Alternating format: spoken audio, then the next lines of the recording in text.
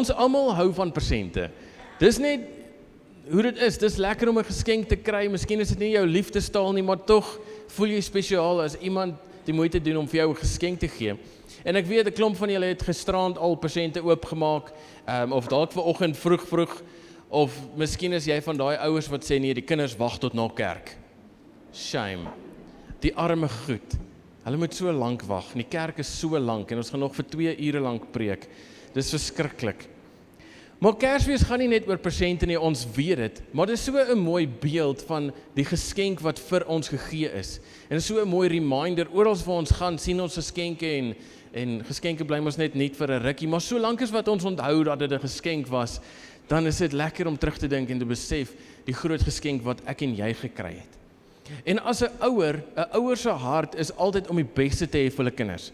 Niemand van julle het in die winkels rondgeloop, Checkers besoek, en gedink, wat is die grootste stuk gemors wat ek vir my kinders hierdie jaar vir Kersfees kan gee nie? Iets wat hulle nooit meer gaan speel nie.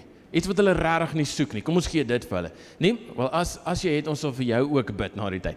Maar nee, dis ons hart as ouer is om die beste te wil hê vir ons kinders. Jy en jou vrou moet eintlik soos mekaar keer om nie die hele volgende jaar se budget te spandeer op Kersfees nie. Amen. Dis net in ons hart, dis wat ons wil doen. Ons wil die beste hê vir ons kinders en ons wil die beste hê vir ons. Dis die hart van 'n pa, dis die hart van 'n ouer. En vanoggend wil ek jou net kom herinner aan ons hemelse Pa se hart vir ons. Hoe God ook die beste vir jou wil hê. En die storie van Kersfees wil ek so 'n bietjie ver gaan haal vanoggend. Ek wil begin by die Israeliete en die Israeliete is die uitgekiesde volk. En hulle het nog altyd geweet dat God gaan vir hulle 'n redder stuur. 'n Messias, iemand gaan kom wat hulle gaan kom verlos. Iemand gaan kom wat hulle gaan kom lei en al die probleme en die potholes gaan kom fix. 'n Koning wat gaan kom en oorlog maak teen die Romeine of die verdrukking of die omstandighede wat hulle op daai stadium beleef. Iemand gaan kom en dinge kom uitsorteer.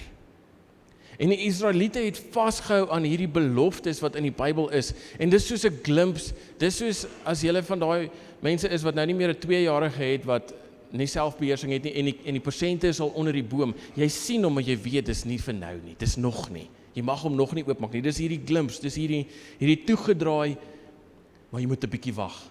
Dis op pad. Kersdag is op pad. En oral in die Bybel lees ons van hierdie beloftes van die Messias wat gaan kom. En een van my favorite sulke beloftes is in Jesaja 9 vers 6. En in Engels sê dit so, hy sê, for to us a child is born. To us a son is given. En Israeliete het vasgehou aan hierdie beloftes dat God gaan iemand stuur. En daar's 'n klomp beloftes waaraan hulle vasgehou het. Jesaja 7 vers 14 sê, daarom sal die Here self aan julle 'n teken gee. Kyk, die maagd sal swanger word en is seënbaar en hom Immanuel noem. Immanuel beteken God met ons. Sagaria 2 vers 10 in die Nuwe Lewende Vertaling sê, die Here sê, sing en juig o Jerusalem, want ek kom tussen julle woon.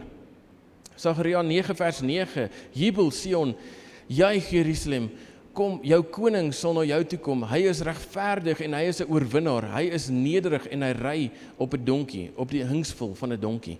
In Jeremia 33 vers 15 in die Amplified Classic vertaling sê hy, in those days, at that time, I will cause a righteous branch, the Messiah, to grow up to David, and he shall execute justice and righteousness in the land.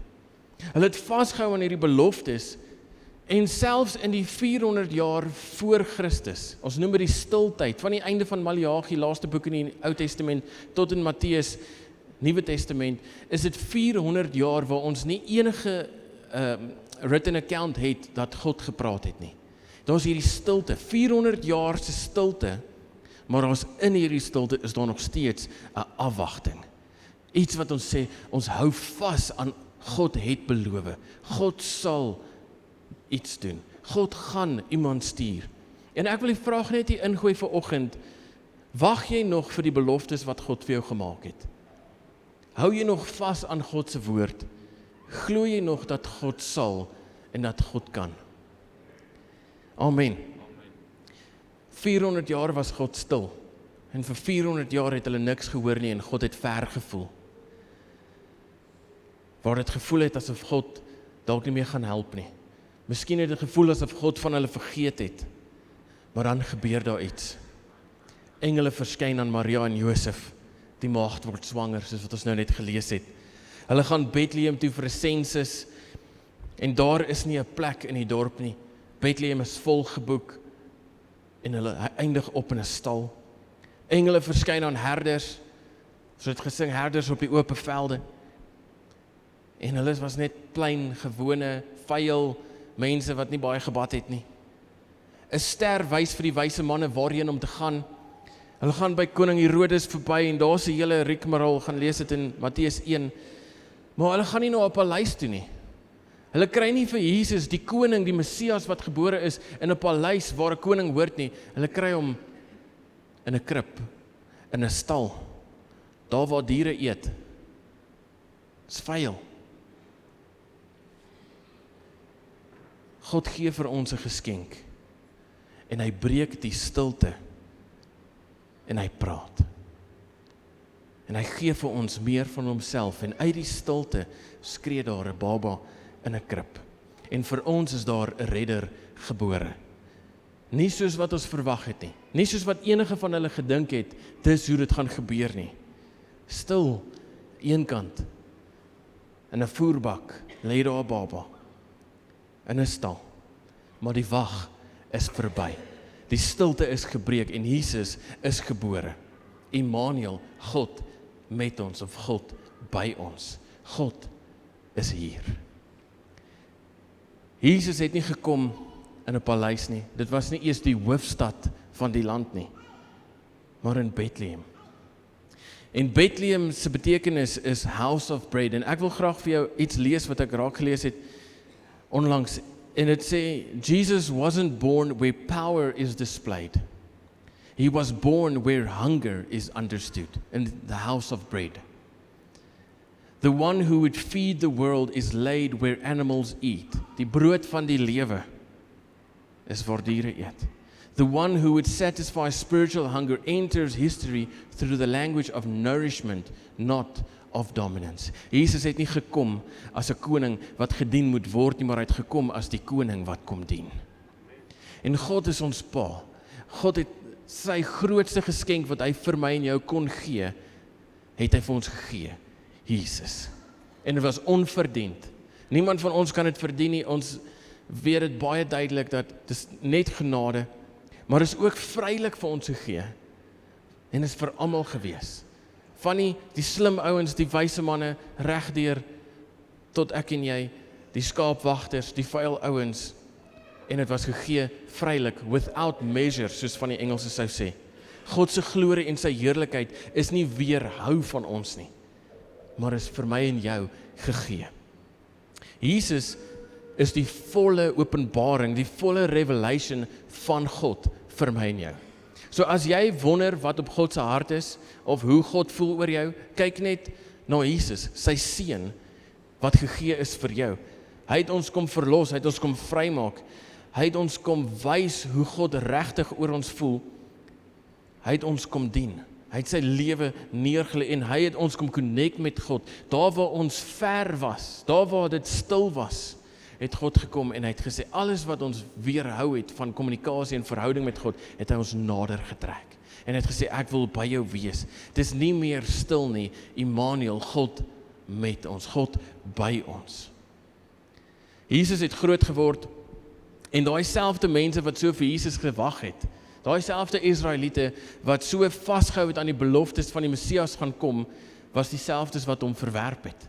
Was dieselfde mense wat gesê het, nee, ons gaan eerder vaskyk in ons eie prentjie, ons gaan eerder worry oor hoe ons dink dinge moet gebeur. Ons weet mos hoe die antwoord gaan lyk. Maar God se antwoord lyk anders as ons antwoorde. En ek is seker, almal van ons kan hier getuig dat God kom nie altyd deur soos wat jy gedink het hy gaan deurkom nie. Amen. Dit sou amazing gewees het as jy gedink het die Here gaan deurkom soos wat jy dink die Here gaan deurkom. Net dan nie. Dit sou amazing gewees het. Maar God werk anders. Sy prentjie is partykeer anders. Maar God se antwoord was Jesus. En God se antwoord vandag is nog steeds Jesus. Jesus is hoe God die wêreld gewys het hoe hy oor ons voel. Dis wat hy kom doen het. En deur hierdie rejection en hierdie geskenk wat vir ons gegee is, wat verwerp is hy aan 'n kruis gehang. Hy is verwerp, hy is geslaan en hy het gesterf, maar hy het opgestaan en hy het vir ons lewe gegee en lewe in oorvloed. Hy het opgestaan uit die dood uit. Maar ek weet nie of julle ook so dit al probeer het nie. Jy gee vir jou kind 'n Kersgeskenk en dan sê jy, ek wou nie eintlik vir jou gegee nie, dis nou myne. En dan vat jy hom terug. Het julle dit al probeer? Ek het vir my seentjie 'n remote control karretjie gekoop en vanoggend vroeg, nou hy is nog nie 2 nie, so hy ry 'n karretjie so. Hy ry hom nie so nee, maar nou het ek die remote. Nou maar sodra daai hand los, dan ry ek daai karretjie weg. Maar dan skree hy. Hy soek sy kar. En dis pretty much wat hier gebeur het. Jesus, ons groot geskenk, sê vir ons hy gaan weg. Hy verlaat ons, hy gaan nou weer terug.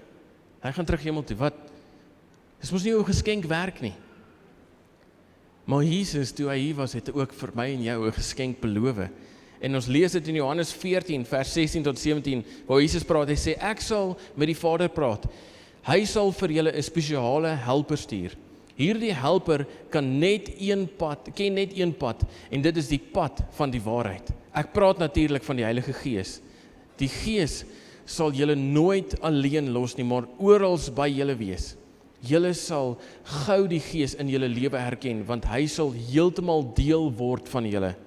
Hy sal nie net by julle wees nie, hoor mooi, maar ook in julle wees. Jesus was by ons, maar hy het die Heilige Gees gestuur om in ons te wees. God is nie meer stil nie. Hy is nie eens meer net by ons nie, hy is in ons. Amen. Jesus was God se perfekte plan. Die afstand, die stilte, dis verby. Hy's hier, maar hy's ook in ons. Nader as wat ons ooit kan dink. En iets mooi van hierdie verloop van dinge, as jy dit so kan stel, is God se geskenk aan ons is elke keer meer van homself. Hy trek ons elke keer nader aan homself. En dis die Pa se hart, om by sy kinders te wees, om hulle nader te trek, en daar waar ons ver was, daar waar ons dit nie gemaak het, daar waar ons aan ons eie prentjies vashou, het die Here gekom en gesê, ek gee vir jou 'n geskenk, maar daar's nog 'n geskenk, die Heilige Gees, wat vir altyd by ons gaan bly, en soos daai vers sê, hy sal julle nooit alleen los nie, en hy sal nie net by julle wees nie, in julle wees. Soos wat ons heel aan die begin van hierdie diens gesê het, God is wat ons nodig het. Ons het dit nie verdien nie, en Jesus het alles kom doen. Hy het alles gedoen wat moontlik gedoen moes word. Hy het my en jou pak slaag gevat. Hy het die prys betaal. Alles wat ek en jy verdien het, het hy op homself gevat. Hy het ons vrygemaak, sodat ek en jy in perfekte verhouding met God kan leef. Heilige Gees in ons kan wees. En ons het dit nie verdien nie. En ek wil vanoggend jou net remind, aan die koning is nie ver nie. As jy al gevoel het die koning is ver, hy is nie. Hy is nie eers stil nie. Hy is nie eers net by jou nie. Hy is in jou, en hy praat met jou. En is alles, oor dat die Vader se hart bereid was, om sy seun te offer vir jou. Hy het jou so waardig geag, dat hy sy grootste geskenk, sy enigste gebore seun, vir jou gegee het, sodat ons in die volheid van sy lewe kan lewe. En vandag, waar ons Kersfees celebrate en persente gaan oopmaak en dalk oopgemaak het en die toedraaipapier lê nog in die asblik, mag jy herinner word aan die volheid van Christus, die volheid van God wat in jou is. En vanoggend opnuut kan ons net in dankbaarheid vir die Here dankie sê vir dit wat hy gedoen het. Dat hy die stappe gevat het en jou nader getrek het. Ek en jy het nie die vermoë om dit te doen nie. Ek en jy kan nie onsself regkry nie. Maar die Here het gesê, hy kom doen dit. Hy het ons skoon gewas. Ons het dit nie verdien nie. Sodat ons die volheid, sy groot geskenk kan beleef.